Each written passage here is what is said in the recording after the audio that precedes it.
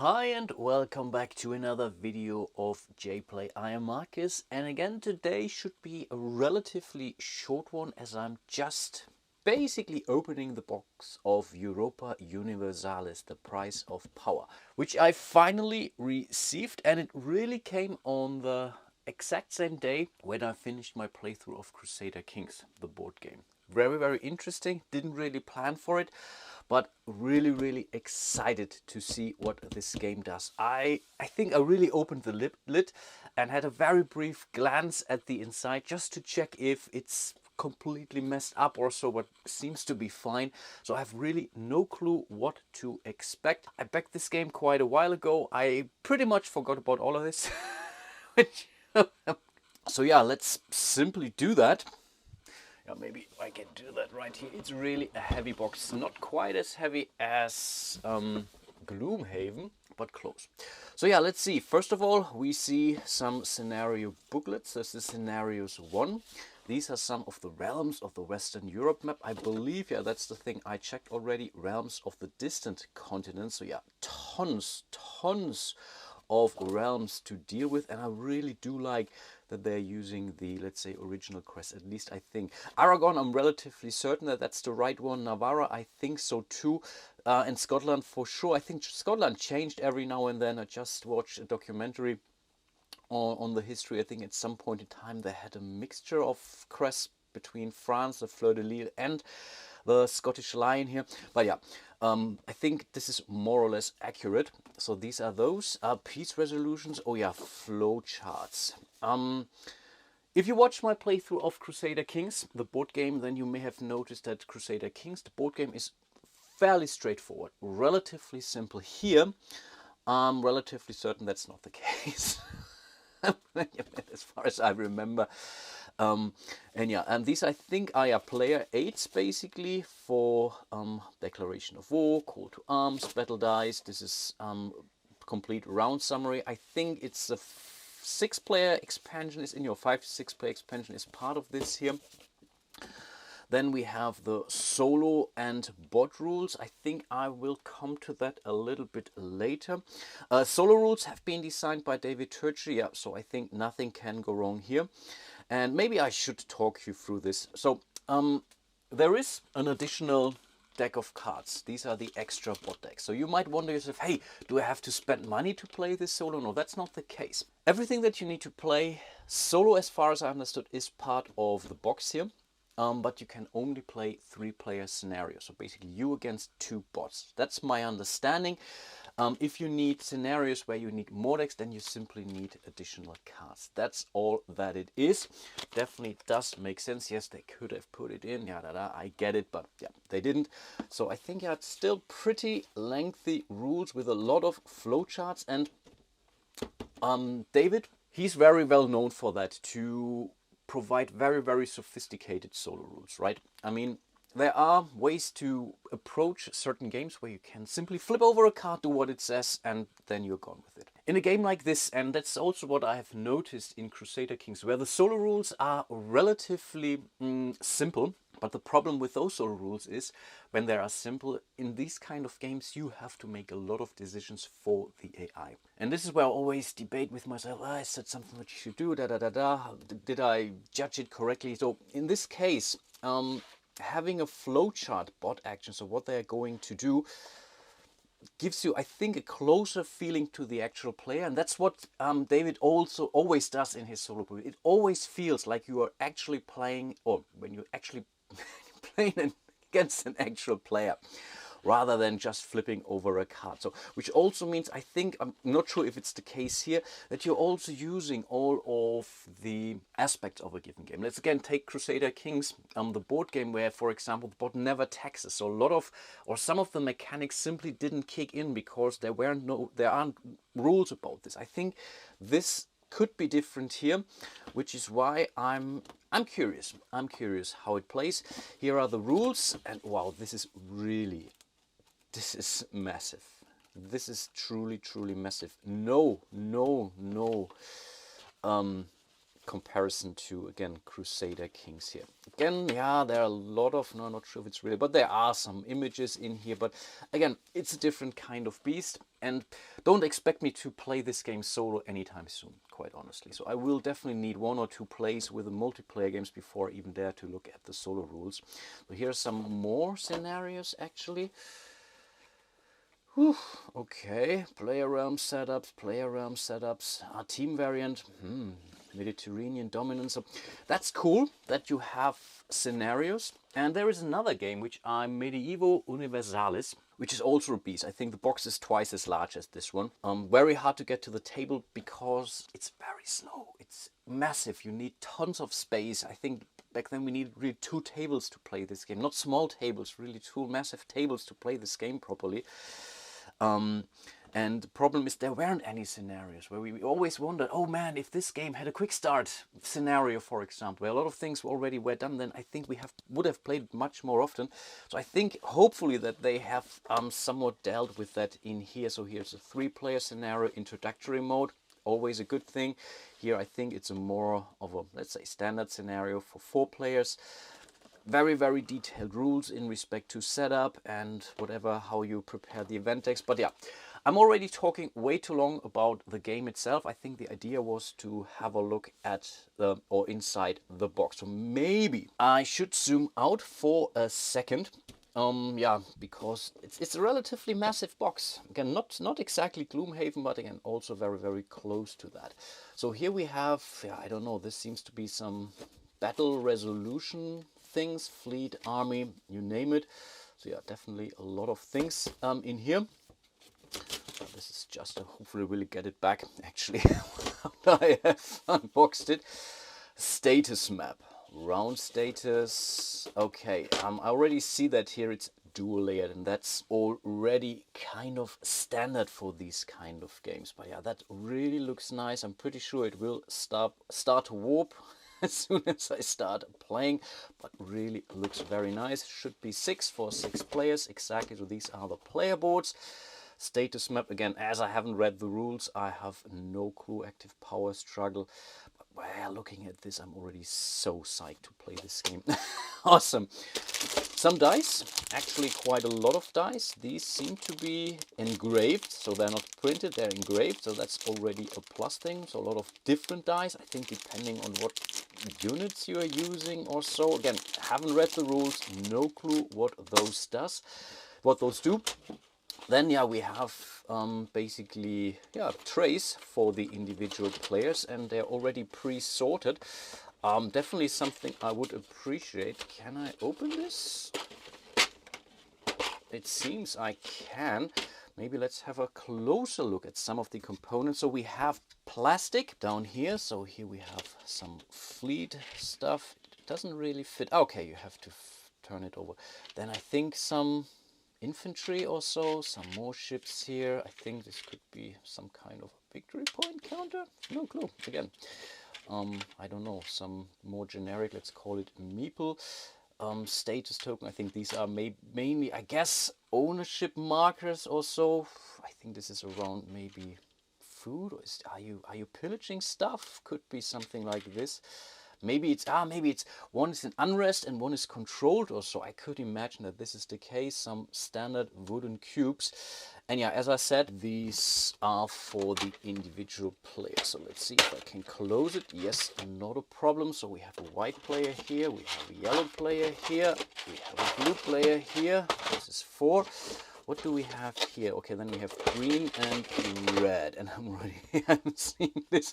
What do we have here? Maybe let's open this, because yeah, I see the pentagram here. So is there something like Salem or so, where you can do witch hunts, or where you have to do witch hunts or so? Or is it something with your fae, with your confessions or so? I have no clue. Then we have some, I think, black. Maybe these are mercenaries or so. Could imagine. Maybe those as well. Orange. Pretty sure these are some kind of neutral tokens. Again, I have no clue, and I have to apologize that I haven't really looked at the rules. Also some neutral ships. A first player marker, a wooden one. Honestly, nice. Definitely better than a cardboard one, but something like metal would have definitely made sense. Yeah, and this is when you get the Dune Imperium and the Deluxe, you get this awesome metal plaque with a sandworm, which is the starting player marker. Really, really amazing. Yeah, and I think, okay, there we have still space for stuff, which is the same for the other player boards here. So I guess, or I can only guess that, yeah, exactly. We are now looking at tons of cardboard tokens. I think these are 3 punch boards.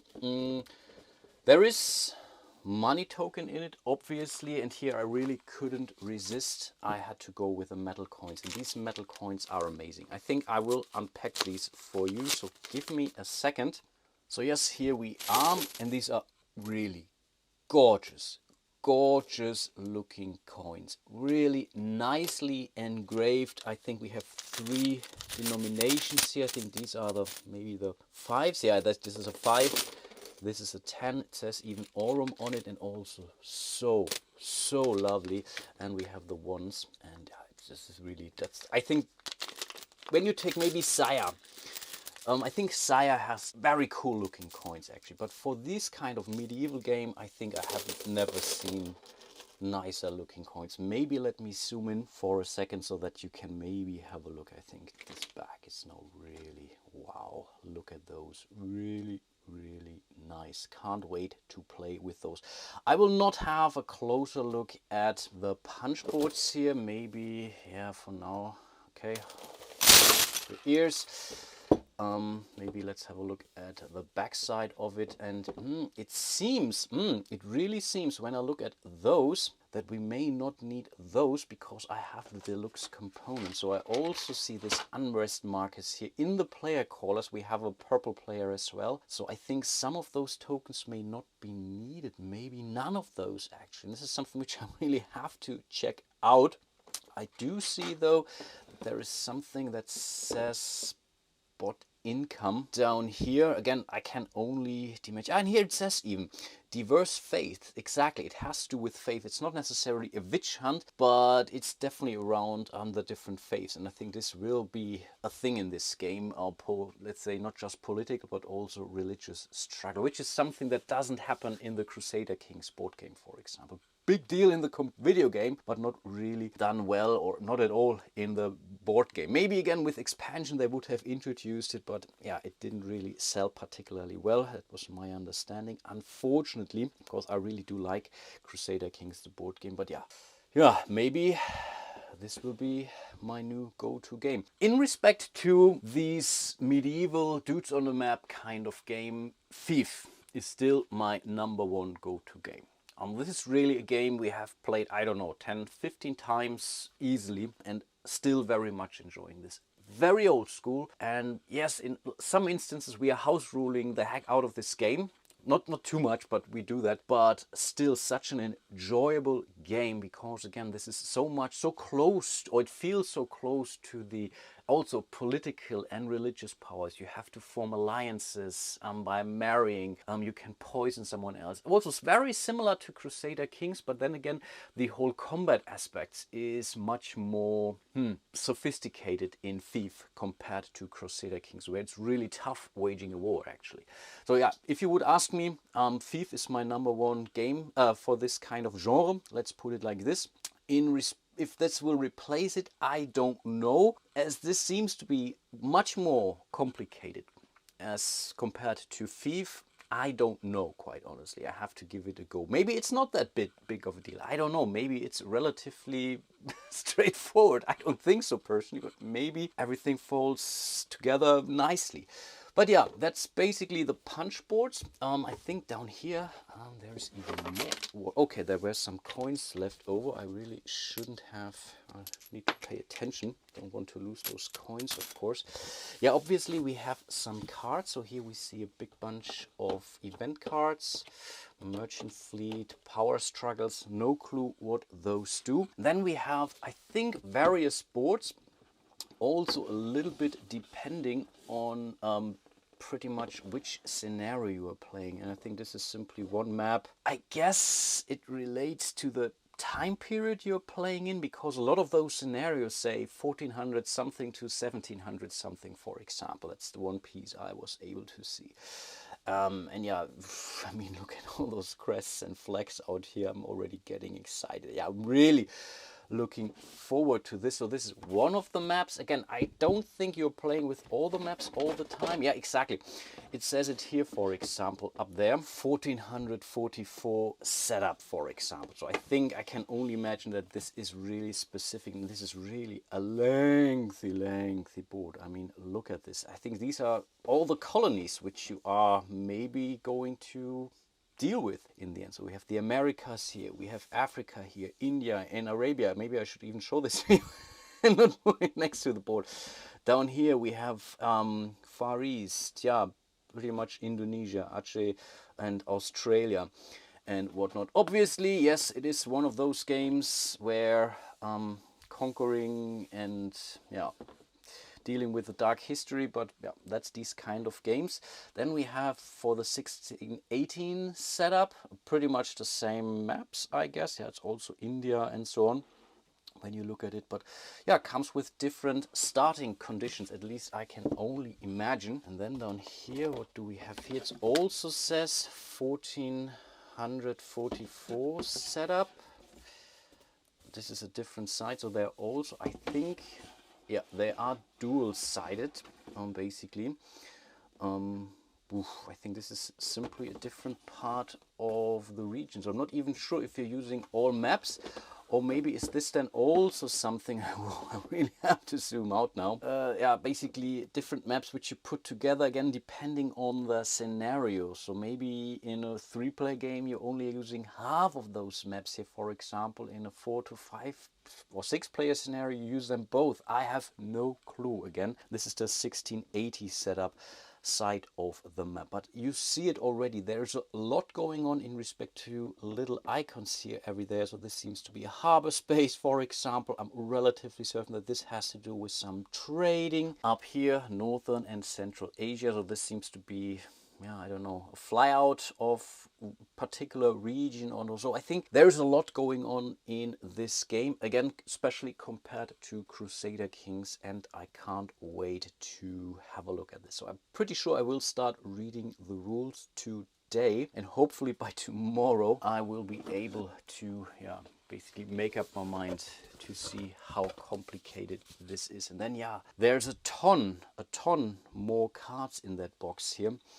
So this seems to be era related, era 1, era 2, maybe era 3 is somewhere in here as well. I have no clue. This seems to be maybe, yeah, these are trade goods or so. Oh, maybe let's open this one box of cards here. This, yeah, let's unwrap it. And boy, wow, they do smell. Yeah, they're fresh out of the printer here. Cocoa, coffee, copper, dice, fish, glass, so even a ton of different trade goods here. And I'm really now regretting that I cannot tell you a lot about what this all means, this little table here. I'm relatively certain trade notes is where you get it, where you can deliver it to, where there is demand or so. I think it's maybe more for where you get it or so, I don't know. But pretty sure it's definitely related to the origin and all the destination. Wine, wool, really a ton of different stuff. So again, let's have a look at the set here, Tatar rate. So this seems to be some kind of an event. Tatar mercenaries, if you have +2 something in Crimea, Saratov or Astrakhan, you may pay 1 whatever or 1 piece to recruit 4 mercenary cavalry units for free in an area adjacent to. So yeah, I think these are simply kind of event and or action cards. Similarly here I see something where it says comet sighted. The end is nigh, all players lose. So if that's all players lose, I'm relatively certain this is really a normal event. Yeah, seems like it.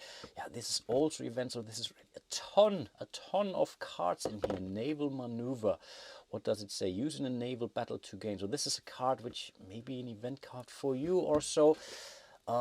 Deus Vult, what is this here? Missions. Okay, these are some of the missions that you have to or can fulfill, I guess, depending on the scenario. Some more events. What is it? Administrative ideas. Yes, really a ton a ton of stuff that comes with the game. I'm relatively certain that you will never play with everything, because again, I saw instructions how to create event decks and whatnot, so relatively certain that you prepare some of these decks depending on which scenario you are playing. But overall, this game seems to be pretty replayable.